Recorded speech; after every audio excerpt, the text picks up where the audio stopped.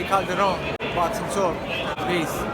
What's up, y'all? It's Jay Calderon, Stand Clear Entertainment, and we're about to get into this week's Boxing Talk. Over the past weekend, it was a big night of boxing. First, from the UK, at the O2 Arena with a sold-out crowd, WBC Cruiserweight champion Tony Bellew moved up to the heavyweight division to take on two-time world champion David Haye. And it was a major upset of 2017. Many fans, including myself, felt that David Haye will walk right through Tony Bellew. But this was a man that was determined to win. David Haye underestimated the heart and the determination of Tony Bellew. Bellew, who came in, showed the heart of a lion. This man stood in there and traded with the bigger man in David Haye. Haye, who was looking for just the big knockout punch, was winging some big shots and missing tremendously in this fight. He was off with his timing. He was not trying to box at all, didn't use the jab, didn't go to the body. He was just focusing on the big punch knockout, and it never came. Tony Bellew was able to take some of David Haye's good shots that he was able to land, but most of those shots missed all night long. Bellew stood in there, picking off David Haye, looking very calm in this fight, waiting for his perfect shots to land. It was a good fight, but in the sixth round, David Haye injured his Achilles heel, but there is no excuse for David Haye. Me, as a big fan and supporter of David Haye since day one, I'm not giving David Haye any pass in this fight. David Haye should have never made it into the sixth round with Tony Bellew. This man should have been knocked out much earlier, but David Haye disappointed in this fight in a major way.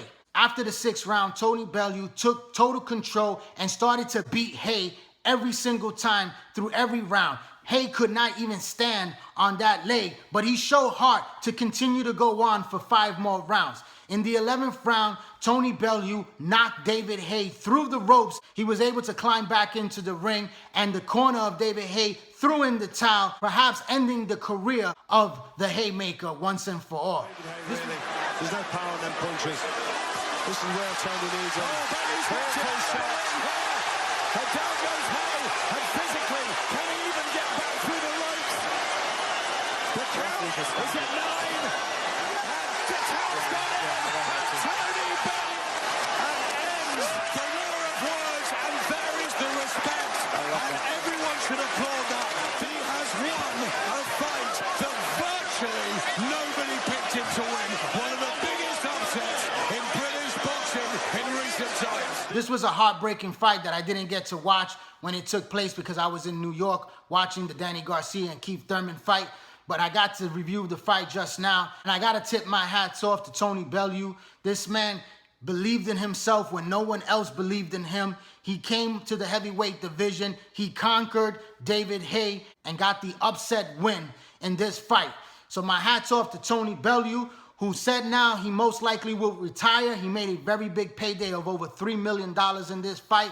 His family is now set, but his promoter, Eddie Hearn, said that he has very big offers from heavyweight champion Deontay Wilder and also WBO champion Joseph Parker, that he might not be able to walk away because these offers are very big for him and it's a lot of money at stake. So we might see Tony Bellew again fighting in the UK against one of these top heavyweight fighters. I don't think he could beat either one of them, but I didn't think he could beat David Haye as well. So he surprised us all. Now what's in store for David Haye? Perhaps the end. He's not going to be returning to the ring for the rest of 2017. He had surgery on his Achilles heel, and now this will probably end his career. And he made no excuses at the end of the fight, saying that this injury is not going to be an excuse for why he lost. He faced a better man that night. Tony Bellew showed the heart of a lion, and he totally beat David Haye down in this fight for the victory win. So all credit and respect to Tony Bellew. And to David Haye, now the critics will definitely rip you apart as a fake and a fraud, but you will always go down as a two-time world champion in the history books. Now moving along to the United States, in Brooklyn, New York, at the Barclay Center, over 16,000 sold for this fight, and yours truly was on hand to witness one of the most anticipating welterweight fights of 2017 between Keith one-time Thurman and Danny Swift Garcia. This was a very good fight, but it wasn't a great fight. It wasn't Sugar Ray Leonard versus Tommy Hearns, or it wasn't even Shawn Porter versus Keith Thurman, the fight that they had last year. This fight was just a fight where Keith Thurman did what he had to do to win. He came out very fast, landing some big bombs, and he caught Danny Garcia early with a perfect shot to the chin. And this man, like I said, has a great chin, one of the best chins in boxing, and I knew that he would survive 12 rounds against the punching power of Keith Thurman. Keith Thurman rocked Danny Garcia in that first round, and Danny Garcia held his own, came back in the second round, and it became a good fight for the first half. Keith Thurman built up that early lead, and then in the second half, from the 6th round on, we saw Keith Thurman being smart and boxing. This is something that I said that he needed to do. He showed the superior boxing skills. He showed the faster hand speed and the better footwork. We know that Danny Garcia cannot deal well with guys that move. In the Lamont Peterson fight, Peterson decided to box first and then go to war in the second half. Keith Thurman took a page out of that blueprint and decided to switch it up and go aggressively for the first half of the fight, and then decided to box his way once he created that lead, that he felt comfortable that he was way ahead in this fight to take off a few rounds. But he still landed some very good hard shots in the later part of the fight. Danny Garcia landed a few shots here and there, did some pretty good body work that had no effect on Keith Thurman the way Luis Collazo and Shawn Porter had affected him to the body. This fight proved little to nothing. We knew what to expect from Keith Thurman. We knew that he had to box in order to win. We knew that Danny Garcia, with them wide shots, would miss a lot of his punches, and also was very flat-footed, that he couldn't keep up with the mobile target of Keith Thurman, that he needs to set up his shots and for you to stand right there in front of him to bang. I had Keith Thurman winning 9 rounds to 3. I didn't see this fight close at all, like some of the other judges' scorecards. One of the judges had the fight for Danny Garcia. I don't know how he saw the fight for Danny Garcia. It looks like the fix was in case one of the other judges decided to give Danny a close decision on his end, and he would have got the victory. This was not Oscar De La Hoya versus Felix Trinidad, even though in the late rounds it looked like a copy in the championship rounds when Keith Thurman decided to run a little bit more than fight, just like Oscar De La Hoya did. But nevertheless, they got the decision right this time around, and Keith Thurman hand was raised in victory. Keith Thurman has been down once in his career. Garcia has never been on the canvas, but they are throwing with bad intentions early. Oh, but there's a sweeping left hook by Thurman. Just using those rangefinder jabs has helped him in this one. Nice short left hand and a left hook and a right hand by Garcia. We've come to the end of round 5. Garcia with a flurry.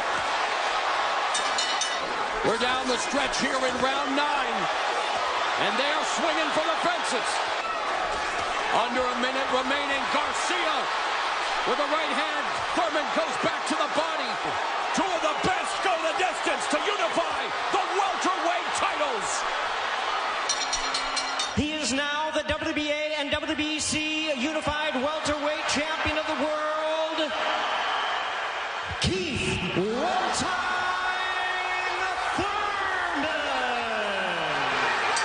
Well-earned, deserved victory for Keith One-Time Thurman. Like I said, it wasn't a thrilling and exciting fight like we've seen before in the past. It didn't really do anything to really excite the fans. A lot of fans were booing from the 6th round and every single round after that because they felt there wasn't enough action between these two fighters, that we expected a lot more between 2 undefeated champions in their prime.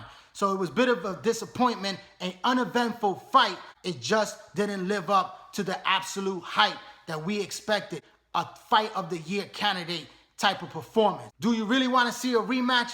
I don't. I don't think it's necessary for a rematch. Angel Garcia says that he would like for Danny Garcia to retire, but he's still a young man. I would like to see him continue. He has tremendous heart. He gave it the best that he had, and he just came up short against the bigger man in Keith Thurman. But I see Danny Garcia taking on somebody like Adrian Broner. I think that's an attractive fight. I know they're very good close friends, and so was Broner and his last opponent against Grandos. They were very good friends and they got it on. So Danny Garcia and Adrian Broner will be a very good fight. And Broner is not a big welterweight. And I lean towards Danny Garcia in winning that fight. He also could wait for the winner of Kell Brooks versus Errol Spence Jr. Or you have the rematch between Amir Khan and Danny Garcia, which I don't think Amir Khan will take that fight now because Danny Garcia does not have a world title and is not that much attractive for Amir Khan at this moment. Now, as for Keith Thurman, what's in store for the WBA and WBC Unified Welterweight Champion? It looks like his mandatory will be Lamont Peterson sometime this year, perhaps in the summer or the fall. And that's a good matchup between the two style-wise. These guys can both box, they can both bang, and it looks like an interesting fight to clear up the WBA situation of the titles that they both hold. But after this fight, there's still a lot of questions to be answered for Keith Thurman. This did not show me that he is the most dominant welterweight in the welterweight division without a question or a doubt. People cannot say that they feel that Keith Thurman is the one that could beat everyone at 147 pounds after this performance. A lot of people are going to say Errol Spence Jr. could beat Keith Thurman. And if he wins that title against Kell Brook, a lot of people are going to want to see that super fight between them two. And you also still have the WBO welterweight champion, Manny Pacquiao. Pacquiao is the biggest name in the welterweight division. He is the money man. He's an icon and a legend, and he is still good enough at this age to beat any one of these welterweights in the division. But will Bob Arum or Al Hayman be willing to go aggressively to make these fights a reality?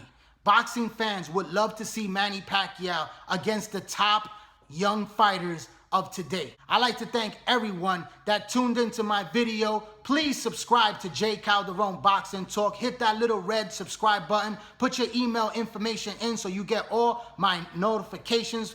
Also, follow me on Instagram and follow me on Twitter at J. Calderon Boxing, and also join that Facebook boxing group page. I'm J. Calderon, Stand Clear Entertainment. Thanks for your support. Keep watching and please subscribe.